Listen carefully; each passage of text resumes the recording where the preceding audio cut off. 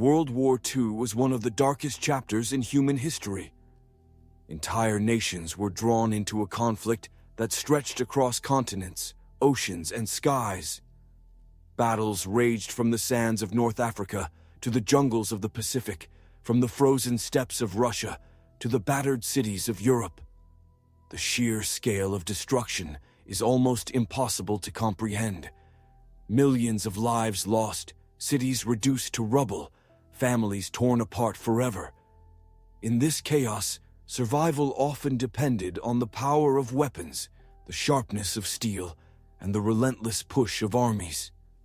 Soldiers carried rifles, grenades, and bayonets, marching into firestorms of bullets and artillery. Violence was the language of war, and every man was expected to speak it fluently. But amidst the thunder of guns and the clash of armies, there was one man who refused to conform. A man who entered the battlefield without carrying a weapon, without a bullet to his name, but with a determination that rivaled the bravest warriors. His name was Desmond Doss, the soldier without a gun. What drove him to fight without ever firing a shot? What gave him the strength to face ridicule, punishment, and the fury of battle, armed with nothing more than his faith and his hands? This is the story of a man whose courage redefined heroism itself.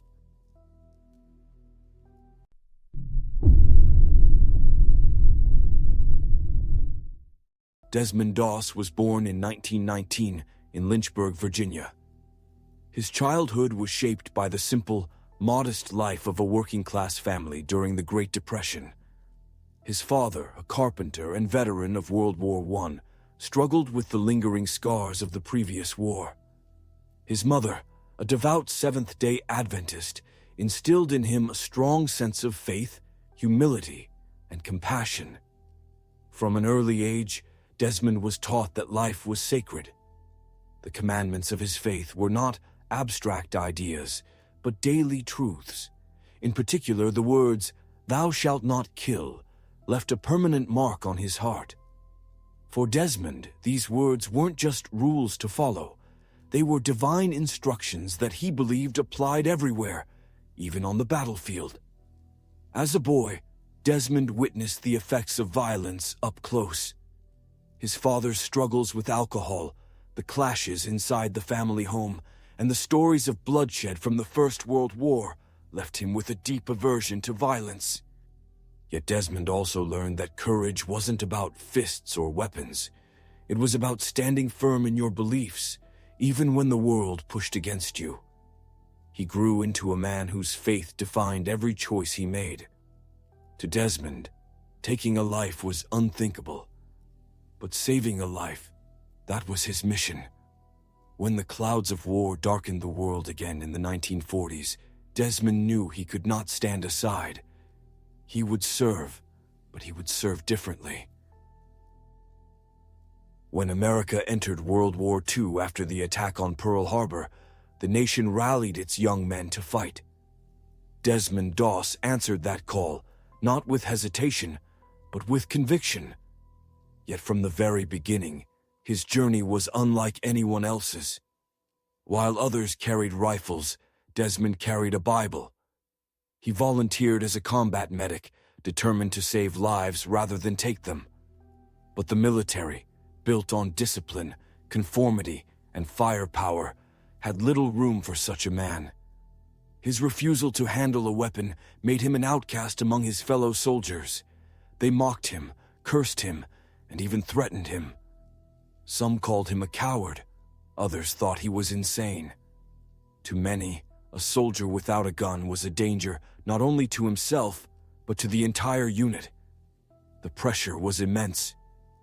Desmond endured insults during drills, extra punishments from his superiors, and even a court-martial for refusing to touch a rifle. The military machine seemed ready to expel him, but Desmond held firm. He argued that the Constitution guaranteed him the right to serve his country without violating his conscience. Eventually, the army relented. Desmond Doss would be allowed to serve, unarmed. His weapon would not be steel or gunpowder, but courage, faith, and an unwavering commitment to save lives. The stage was set for a test unlike any other. In the spring of 1945, the Pacific Campaign reached its brutal climax. The island of Okinawa became the site of one of the bloodiest battles of World War II.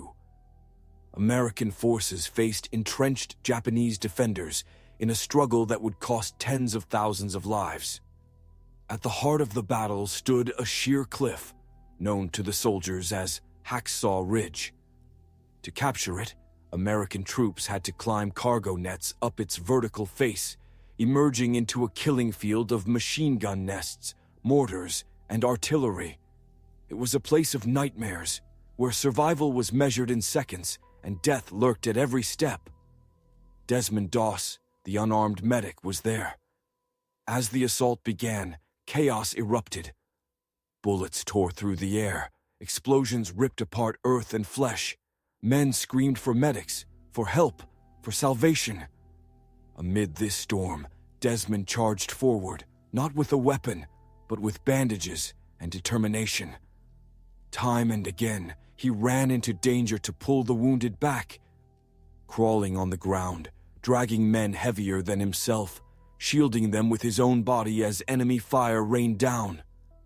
He treated shattered legs, stopped bleeding wounds, and carried the broken to safety. And when the order to retreat was given, Desmond stayed behind. Alone, in the darkness, he faced the impossible. His comrades were scattered, wounded, dying on the ridge. Abandoning them was unthinkable. Through the long night, Desmond worked tirelessly. Each time he rescued a man, he tied a rope around the body, lowered him down the cliff, and prayed, "Lord, please help me get one more." One more, again and again. By dawn, Desmond Doss had saved an estimated 75 men, 75 souls pulled from the jaws of death by a man who never carried a weapon. Some of those he saved were the very men who had mocked him, insulted him, even wished him dead. Yet in their hour of need, it was Desmond who carried them to safety. The story of that night spread quickly. Soldiers who once doubted him now called him a hero. Generals recognized his courage as greater than any weapon. Hacksaw Ridge had revealed the true measure of bravery. For his actions on Okinawa, Desmond Thomas Doss became the first conscientious objector in American history to receive the Medal of Honor, the nation's highest military decoration. President Harry Truman himself presented the medal, saying he considered it an honor to meet him. But heroism came with a price. The war left Desmond with lasting scars. He suffered from injuries, including grenade shrapnel and tuberculosis that damaged his lungs. Much of his later life was spent battling illness, often in and out of hospitals. Yet through it all, his humility never faded. He never saw himself as a hero. When asked about his actions, he spoke simply, "I just didn't want to see anybody die. I couldn't give up on them." Desmond lived quietly, raising a family, remaining steadfast in his faith until his passing in 2006.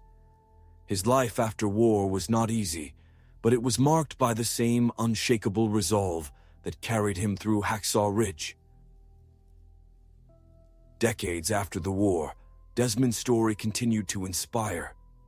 In 2016, director Mel Gibson brought his life to the screen in the film Hacksaw Ridge, introducing millions to the soldier without a gun.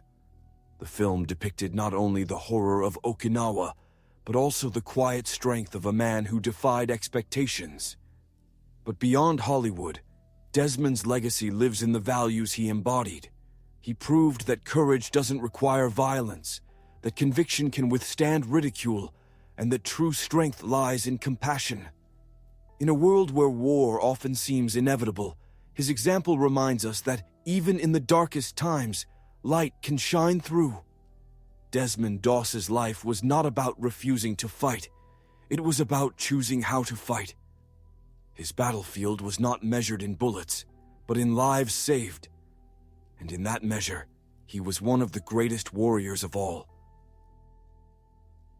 The story of Desmond Thomas Doss is not just a story of war.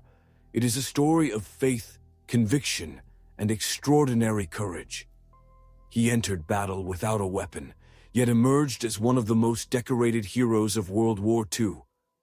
In every soldier he saved, in every life he touched, Desmond proved that sometimes the greatest act of bravery is not taking life, but preserving it. Today, his memory endures as a beacon of hope. The soldier without a gun showed the world that even in war, humanity, compassion, and faith can triumph. And that, perhaps, is the most powerful victory of all.